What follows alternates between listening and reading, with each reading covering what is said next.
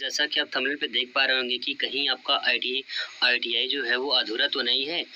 2 साल का कहीं आपके 2 साल का जो आपने आईटीआई का है, कहीं आपको 3 साल का आईटीआई करना ना पड़ जाए। तो ये 2 और 3 साल का क्या चक्कर फ्रेंड्स, मैं भी आपको पूरा बताऊँगा विस्तार से। और इसके साथ-साथ ये बताऊँगा कि आपको जो है आईटीआई के बाद अप्रेंटिस करना ज़रूरी है या नहीं है। तो फ्रेंड्स, यहाँ पे आप ये समझ पाएँगे कि जो आईटीआई है, आपने जो आईटीआई कर रखी है, अगर वो आईटीआई कर रखी है 2 साल का आईटीआई है, तो कहीं वो आईटीआई 3 साल करना पड़े। तो ये जानकारी आपको पूरा बेसिक जानकारी मिली दोस्तों, और बहुत ही अच्छे से समझ पाएँगे। बस आप कुछ समय बने बने रहिए, तो सही जगह पे है, सही समय है दोस्तों, पूरी जानकारी मिलेगी। तो बस आप बने रहिए, आपको पूरा विस्तार से बता दूँगा कि आईटीआई जो आपका अधूरा क्यों है। तो सबसे पहले बात ये करते हैं कि आईटीआई अधूरा कैसे, ये क्या है, इसका मकसद क्या है। तो ये बात करते हैं फ्रेंड्स, अगर आईटीआई आपने कर रखी है, अगर आपने आईटीआई कर रखी है, तो अगर आपने चाहे प्राइवेट से किया हो, चाहे सरकारी सेक्टर से किया हो, जहाँ पे आप जाएँगे तो आईटीआई वहाँ पे लिखा रहेगा 2 साल का आईटीआई, ठीक है, 2 ईयर का। तो जो आपको सर्टिफ़िकेट मिलता है, वो सबसे बड़ी बात ये है कि सर्टिफ़िकेट जो होता है वो एनसीवीटी का सर्टिफ़िकेट आपको मिला है या एससीवीटी का मिला है, ठीक है? आपको एनसीवीटी का मिला है या एससीवीटी का मिला है। अगर आपको सर्टिफ़िकेट एनसीवीटी का मिला है, तो आपको आईटीआई 2 साल का ही करना पड़ेगा, तो अप्रेंटिस की कोई ज़रूरत नहीं पड़ेगी। लेकिन दोस्तों, अगर आपने आईटीआई जो है एससीबीटी से किया है, यानी अगर आपका डिग्री जो है वो एससीबीटी से है, तो आप समझ लीजिए कि आपको आईटीआई 3 साल करना पड़ सकता है, ठीक है। कैसे करना पड़ सकता है, पूरा डिटेल में आपको दोस्तों विस्तार से बताऊंगा कि आपको कैसे करना पड़ेगा।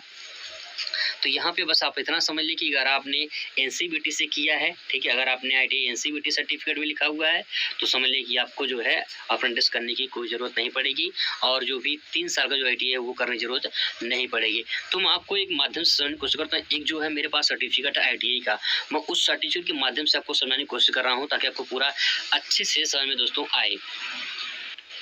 तो फ्रेंड्स, आप यहाँ पे देख पा रहे होंगे कि यहाँ पे छोटा सा सर्टिफिकेट कटिंग है मेरे पास। यहाँ पे देखिए सर्टिफिकेट का यहाँ पे लिखा हुआ है, यहाँ पे लिखा हुआ provisional national trade certificate, provisional national trade certificate. और उसके नीचे जो रेड कलर में लिखा हुआ है, यहाँ पे आप देख पा रहे होंगे, वो लिखा हुआ है state council for vocational training. इससे state council for vocational training मतलब कि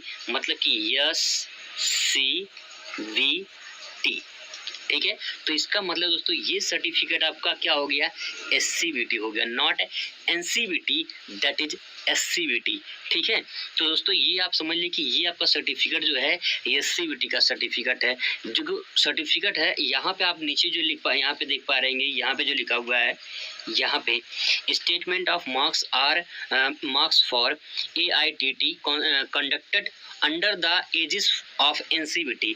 मतलब दोस्तों, इसका मतलब ये है कि यहाँ पे जो एनसीबीटी जो सर्टिफिकेट मिला हुआ है, ये सर्टिफिकेट जो मिला हुआ है, ये सर्टिफिकेट भी जो है एनसीबीटी के थ्रू ही मिलता है, बट ये स्टेट लेवल का होता है दोस्तों, स्टेट लेवल का। इसका मतलब ये क्या, इसका मतलब क्या आप कहीं जॉब कर पाएंगे कि नहीं कर पाएंगे।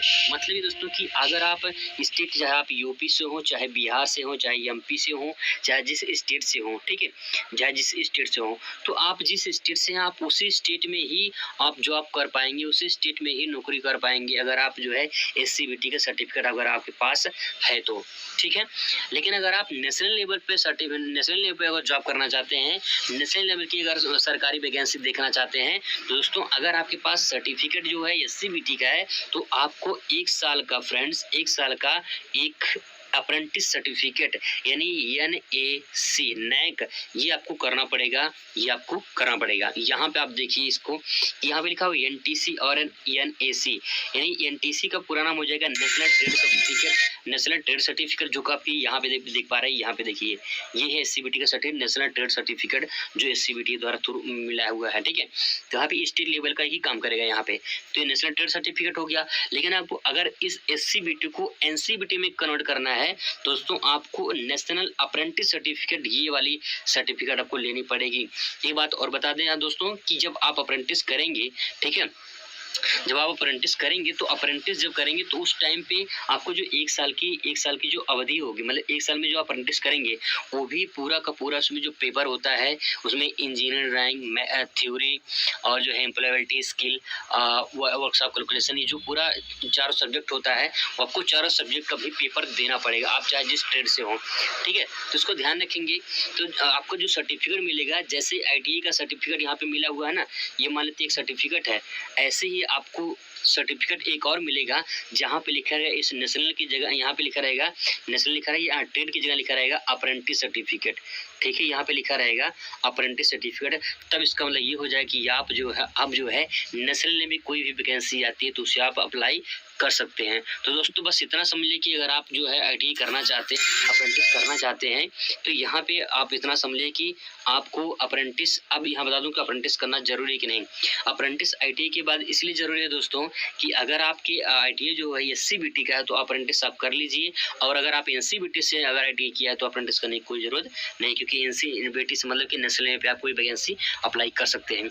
जैसे कोई वैकेंसी आती है फ्रेंड्स, तो वहाँ पे आईटीआई प्लस अप्रेंटिस मांगता है, ठीक? कोई वैकेंसी अगर आती है तो आईटीआई प्लस अप्रेंटिस मांगता है, तो आपको वहाँ पे अप्लाई करना पड़ेगा, ठीक है? अगर आपके पास आईटीआई प्लस जो है अप्रेंटिस सर्टिफिकेट है तो, और अगर नहीं है तो अप्लाई नहीं कर पाएंगे, अपने स्टेट लेवल पे ही रह जाएंगे। दोस्तों बस इतना बता दूं कि अगर आपका बस आईटीआई अधूरा का मतलब ये है फ्रेंड्स, यहाँ पे कि अगर आपके पास एससीबीटी का सर्टिफिकेट है तो आप जो है 1 साल की अप्रेंटिस सर्टिफिकेट करके अपना नेशनल ट्रेड सर्टिफिकेट जो है उसको एनसीबीटी में कन्वर्ट कर सकते हैं, ठीक है? पहली पॉइंट तो ये आपका 2 साल का जो वो 3 साल का हो जाएगा फ्रेंड्स, ठीक है? ये 3 मतलब 1 साल की अप्रेंटिस और 2 साल की आईटीआई, तो 3 साल का हो जाएगा। इसके बाद जो है अगर आप एनसीबीटी से किए हैं तो आपको 2 साल का आईटीआई जो है वो मान्य होगा। तो दोस्तों आईटीआई के बाद अप्रेंटिस ज़रूरी इसलिए है कि अगर आप एनसीबीटी से तो आईटीआई कर अप्रेंटिस कर लीजिए, और अगर नहीं है तो अप्रेंटिस करने की कोई ज़रूरत भी नहीं है। दोस्तों आई होप आपकी वीडियो पसंद आएगा, यूज़फुल होगा आपके लिए। आपसे मुलाकात है किसी दूसरे टॉपिक पर नई वीडियो में, तो दोस्तों खुश रहिए, मस्त रहिए और ज़िंदगी में स्वस्थ रहिए। धन्यवाद।